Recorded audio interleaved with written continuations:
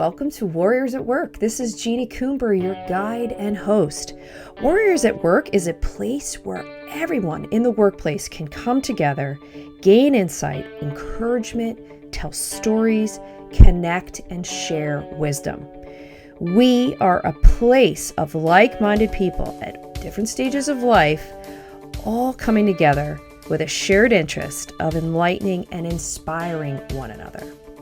If you're interested in going from the predictable to the potent, and you want to find your warrior magic, step into the journey with us. Welcome to Warriors at Work.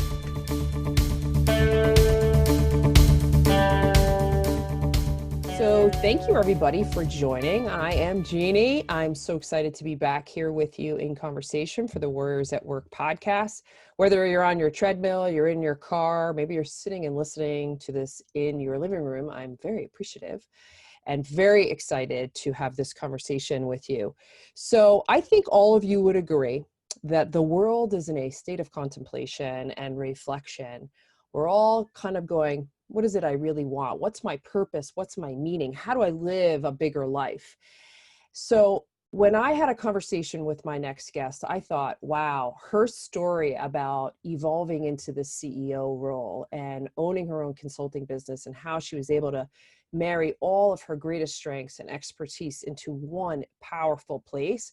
I thought this would be a very motivational, inspirational story. Maybe it's even a kick in the pants, but really, really timely and a lot of fun. So I am thrilled to bring to you Devon Zdatny of First and First. So let me tell you a little bit about her, and then we're going to get into this conversation. So Devon is the founder and CEO of First and First Consulting, a research, analytics, and strategy firm. She founded a business in 2016 as a way to really connect the dots between data insight and actionability. With her 12 years of experience, she has been a pioneer in this space. She's worked with organizations like Facebook, Nike, Netflix, Estee Lauder, Lionsgate, all household names. She's also a lot of fun. She's a lovely, lovely person with a gigantic heart and a real sense of what is important and interesting to share with the world. So Devon, thank you so much for being in this conversation with me today. Thank you for having me. So let's start with the funny. So on your website, you talk about the name First and First Consulting. Can you please tell us the story behind that? Yeah, definitely. So after a few glasses of whiskey, I came up with First and First. It's a Seinfeld reference. And so in one of the later seasons, I think it may be the last season, Kramer is dating a woman who lives down in the East Village. And he gets out of her apartment and he's lost because he's at the corner of First Avenue and First Street. So he calls Jerry freaking out and he says, Jerry, I'm at the corner of First and First. How can a street intersect with itself? I must be at the nexus of the universe. And I thought that was just this beautiful analogy for strategy and analytics, because when the two things intersect, people really don't know how to navigate it. People really struggle to take data, make it meaningful, make it actionable, and really implement it within their strategy. And I think this is sometimes a little bit hard for people in the outside world to believe because everyone's so hyped up on big data right now. But the reality of it is that it's still really hard to mobilize. I love that. All right, so let's start with the now. We're going to work our way backwards. In your own words, in the last 6 months or so, you went from Peacetime CEO to wartime CEO. Tell us more. Yeah, so I am just the quintessential millennial CEO. I always really try to place a focus on, building a cool culture, creating innovative work, popping bottle of champagne when we have the big wins. And, at the end of the day, it's, I've never really had to deal with the hard stuff because we've just been on this amazing upward trajectory for the past 4 years. And it's like, not to say that it's been easy at all. It's been the most stressful, just nauseating thing I've ever done in my life, Mm. building a company, but nothing compares to COVID. It's, we went from being on this amazing trajectory to things pretty much going silent in May. As everyone's budgets dried up, they stopped coming to us for research. So I was in a pretty dark place, just to be totally honest. And I was talking to a friend, and she had brought up this concept of peacetime CEO versus wartime CEO. And it's from this a book by Ben Horowitz called The Hard Thing About Hard Things. And it just functionally that during hard times, you need to be a different type of leader. You need to be, able to have the hard conversations, be a little bit more, stern with the team, pay closer attention to details. And really, at the end of the day, it's also about the personal sacrifices that come along with that. So, over the past 6 months, there have been a lot of learning for me in terms of getting used to building that muscle of being that wartime CEO. Yeah, when you think as you were making some of these difficult choices, how often were you reflecting back on the why did I do this? Why did I start this business? What were my key motivators? Where were my anchors? Like, how was that wisdom helping inform some of your choices? Yeah, definitely. I mean, before I started First and First, I was bouncing all around the industry. I was an analyst and a strategist, and I just felt really unfulfilled. I I didn't, because I'm this hybrid of the two disciplines, I don't fit neatly into most traditional job descriptions. And so when I look back on how unhappy I was before I started the company versus just this amazing bliss that I'm in now, I've built my own personal utopia. It's fantastic. There's no plan B. This is it for me. I am totally unemployable, Jeannie. There's not like, I can't just like go out and get another job after this. And so, success is really the only option. Mm. So go back to the moment when you were bouncing around to roll, figuring out you didn't fit. Was there a moment that was a crucial pivot where you're like, that's it, I'm done. I got to go do something else. And I think I'm going to do my own thing.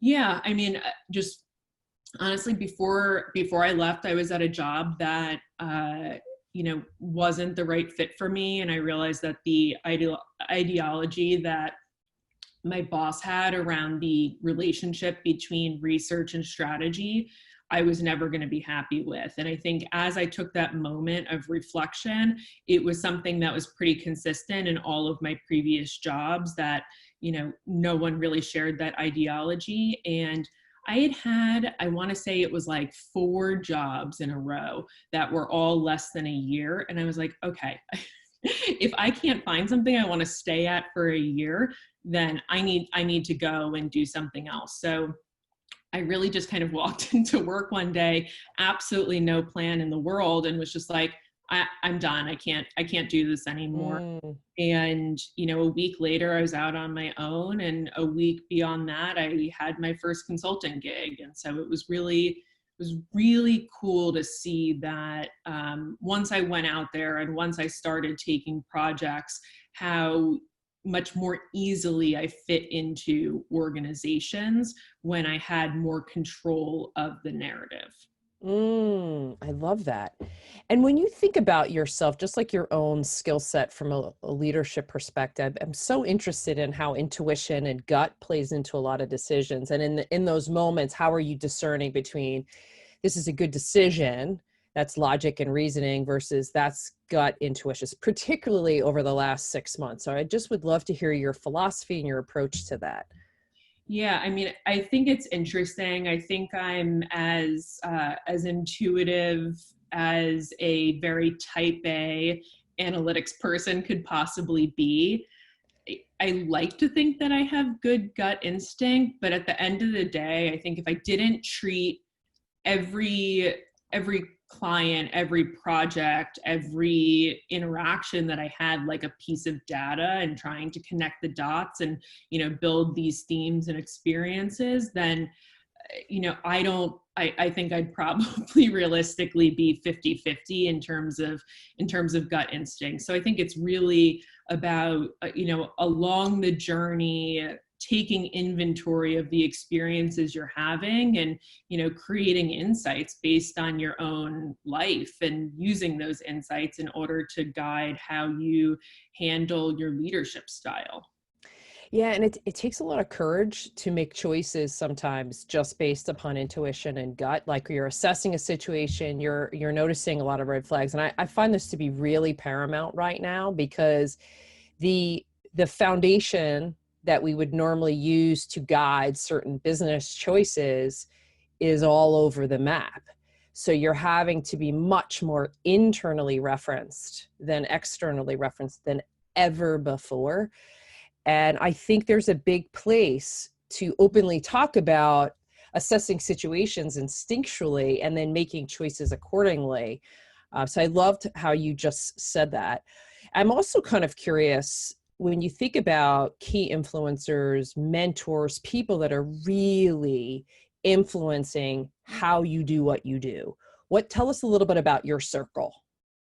Yeah, definitely. I'm really lucky to say that my parents are those people for me. My dad is a small business owner, and so it made going out on my own feel a lot easier because I had seen someone be successful at doing it.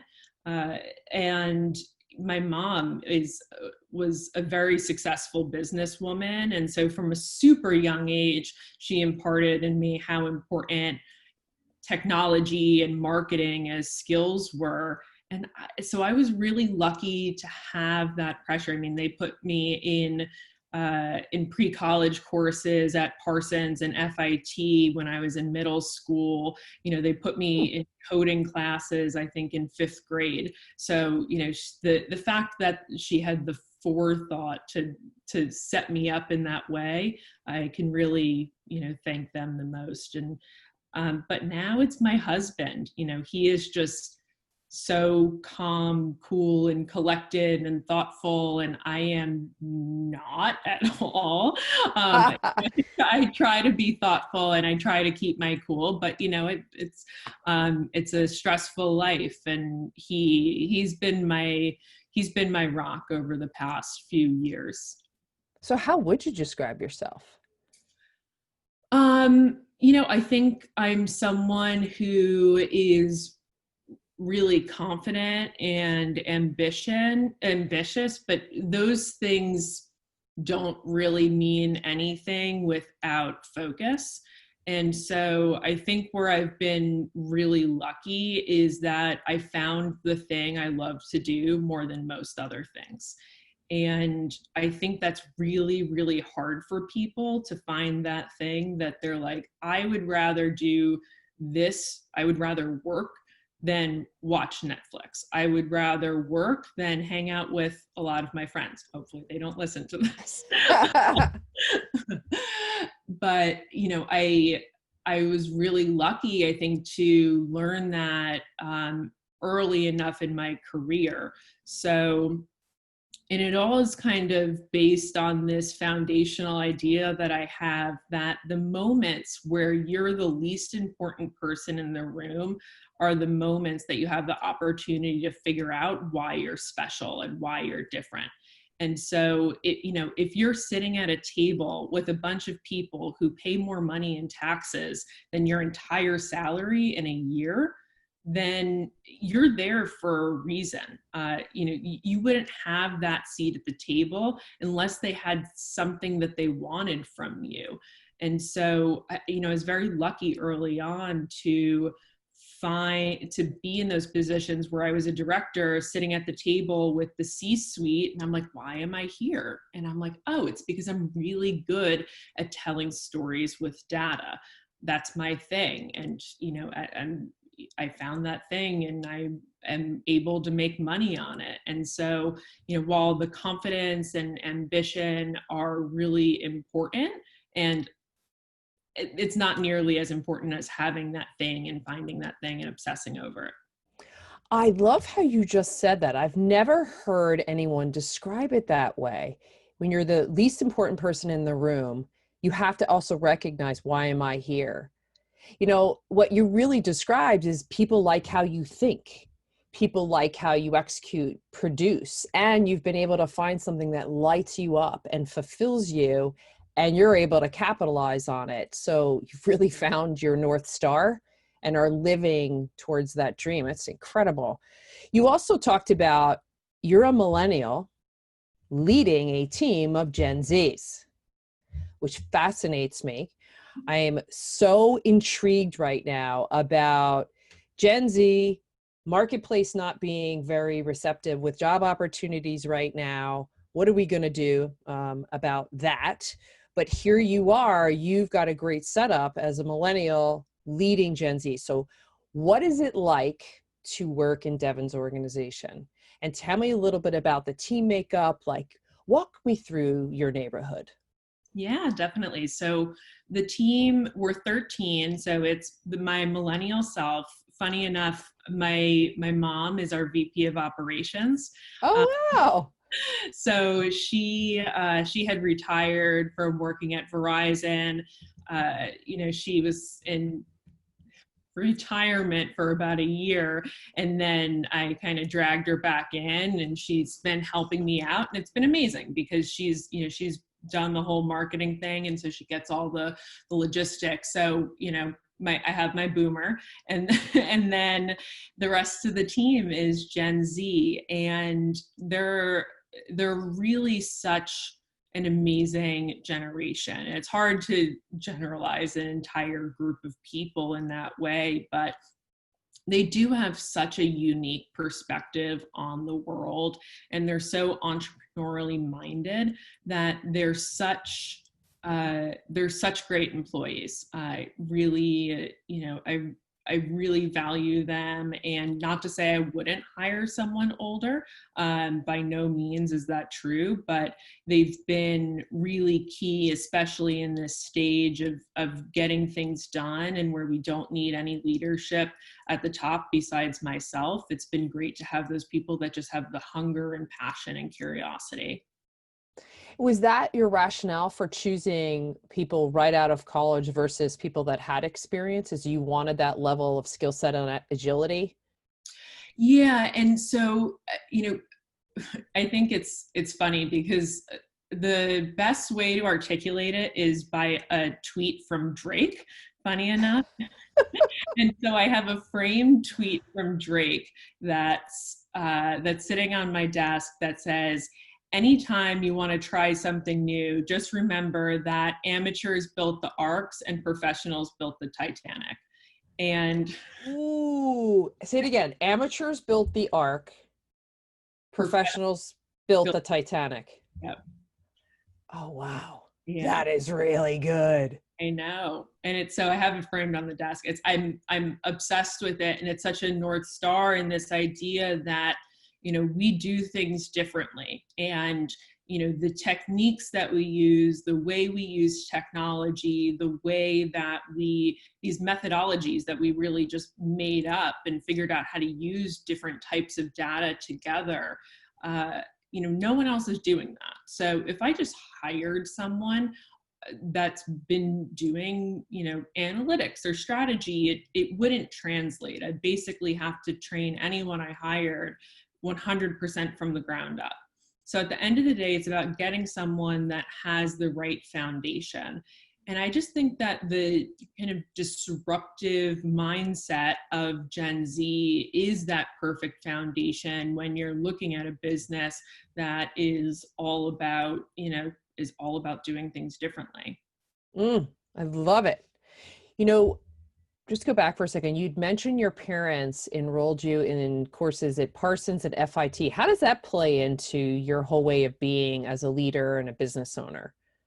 Yeah, for sure. I mean, it gave me an opportunity at a young age to garner a lot of different skills. So I took graphic design classes, I took marketing classes, I took design theory classes. And so it gave me all of these different tactical skills that I'm able to use. And so what's great is that I don't need to bring in designers. I have the design chops myself in order to build out our templates. So I think from that perspective, it makes me more multidimensional from a skill set standpoint.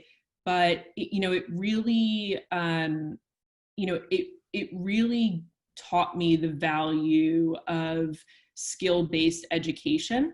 I love FIT. I'm on their strategic planning board. I'm such a huge fan of the philosophy of trade-based colleges. And that mentality was so key for me because I started working at Ogilvy right out of high school, and so I worked full time while I was in college, which I was very lucky to be able to do, and it's part of the reason that I was able to start my consultancy in my mid-20s, but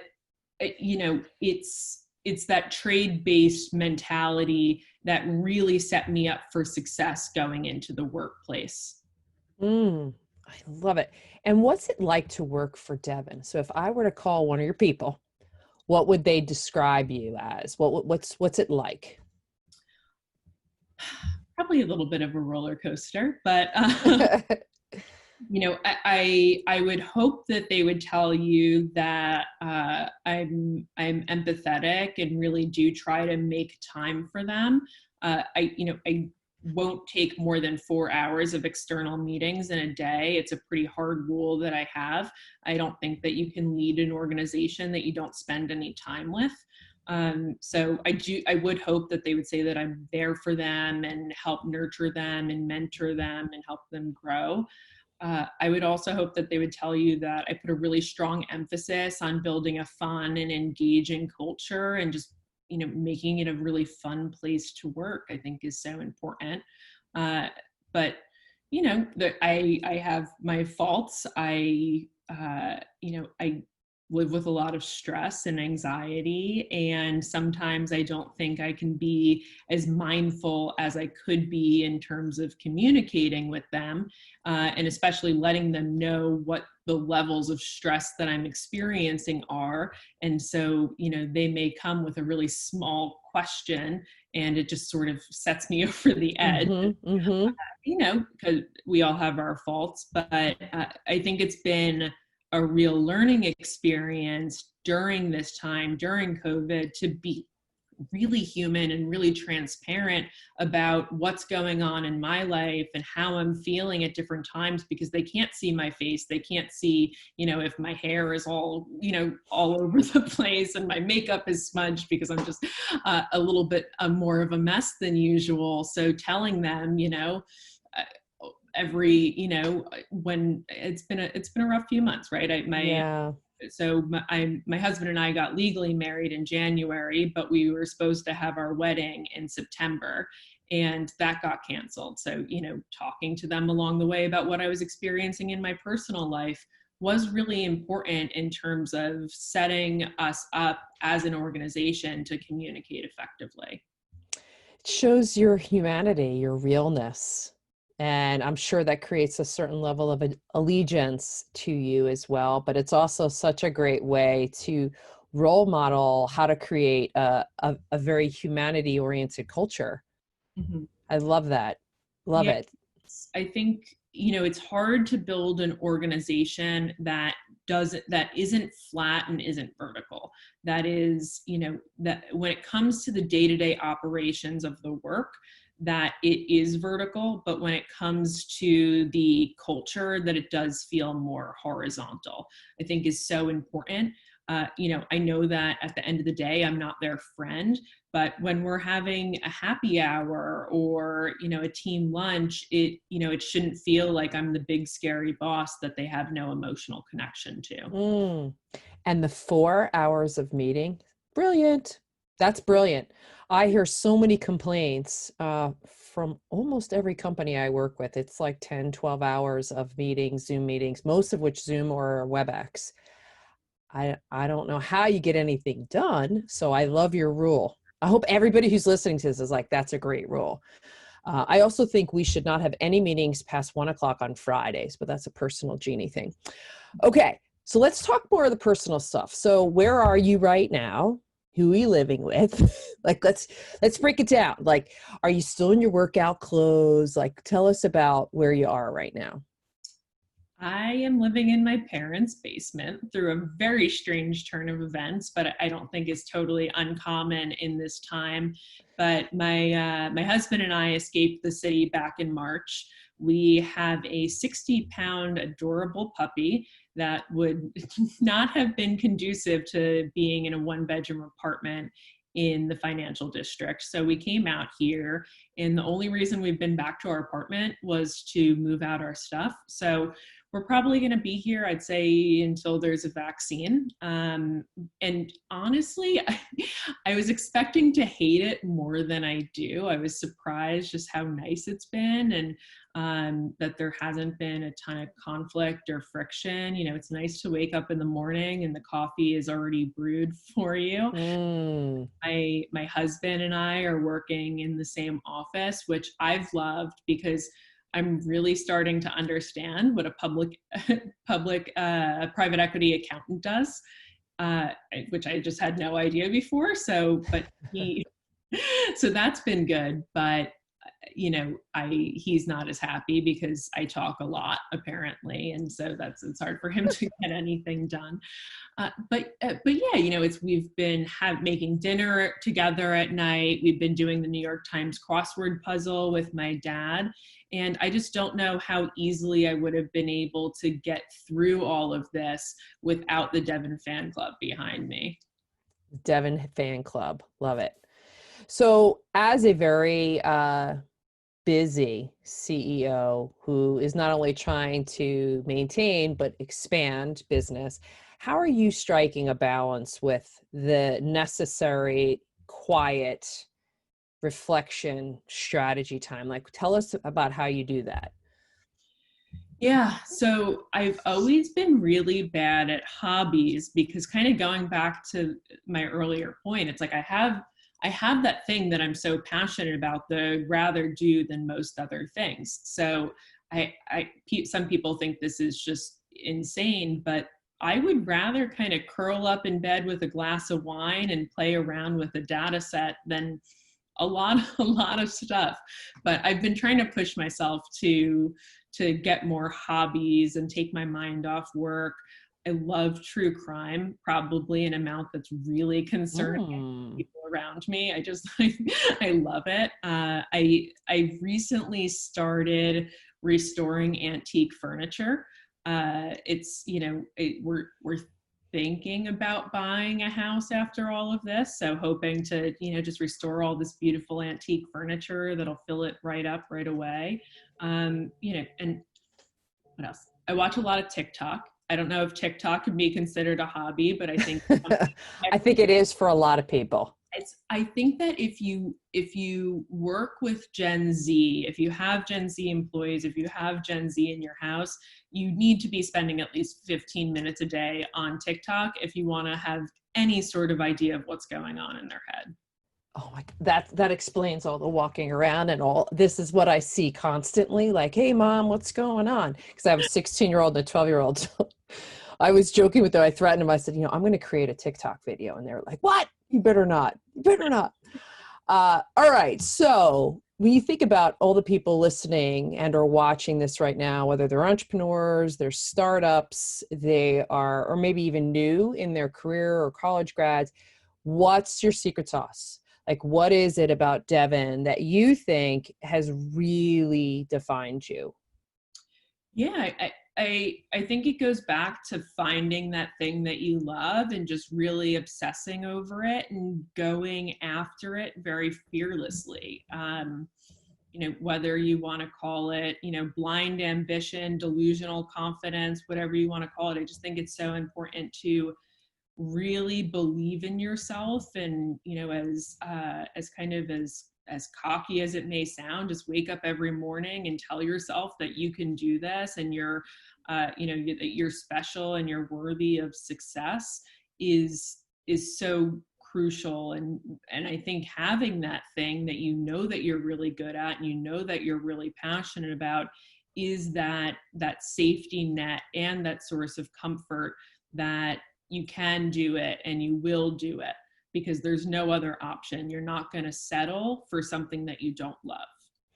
Yeah, I think to your point, particularly in this climate, because it is so turbulent, what it's really highlighting for me is the need for endurance more than ever before. And you may have to try and do things that you didn't think you had to, in a way to round you out. So if you think about even about your career trajectory, where you started versus where you are now, you still have to go through that process, that journeying, to really help define, which may mean taking things that aren't necessarily in your wheelhouse, but looking at it through the lens of, I'm trying to gain as much experience, recognizing this is a marathon. This is like, that's not even big enough.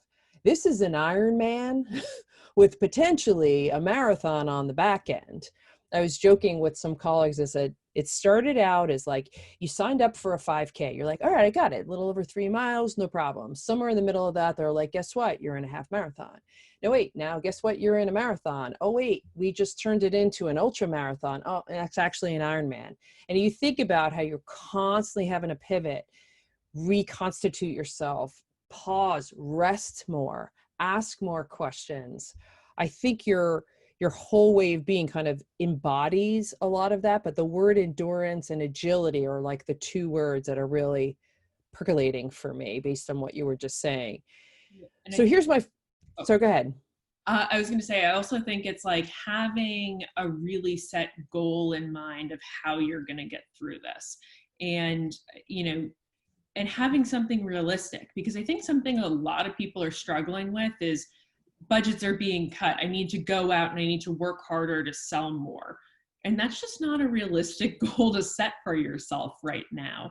And I think that was something that I really struggled with as I was working out this like wartime versus peacetime CEO, was what's really important and what am I looking to do during this time that will keep me agile and keep that endurance going. And so I really landed on this goal of, I want to be the first one to get the budget when it comes back.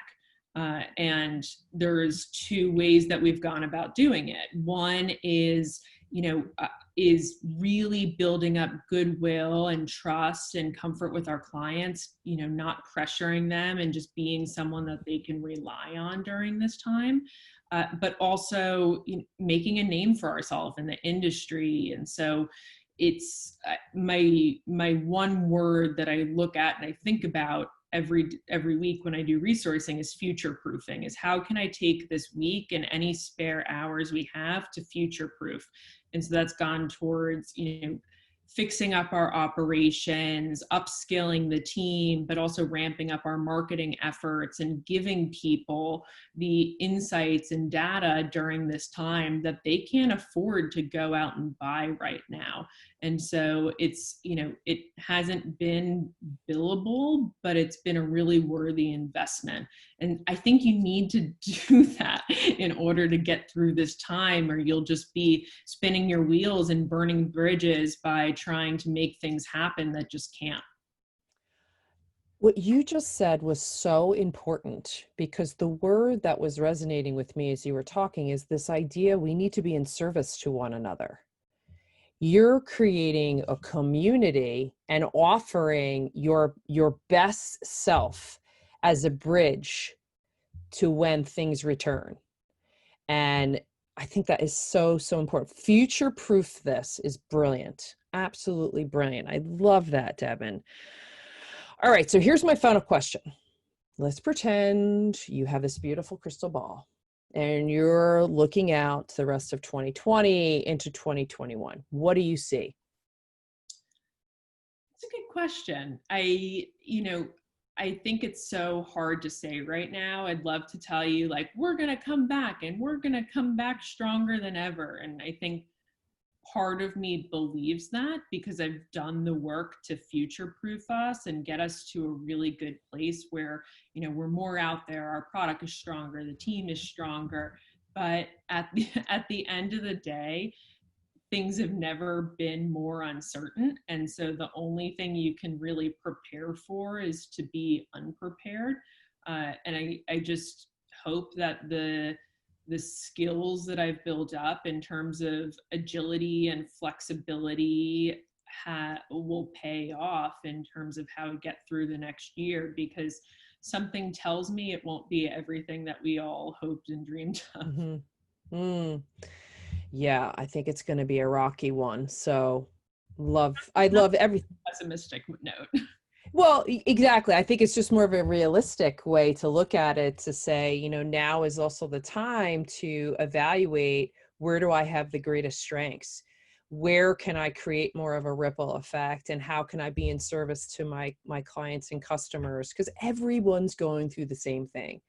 So I love all the things that you've highlighted. I am so appreciative of your time and your energy and all of your ideas for this conversation.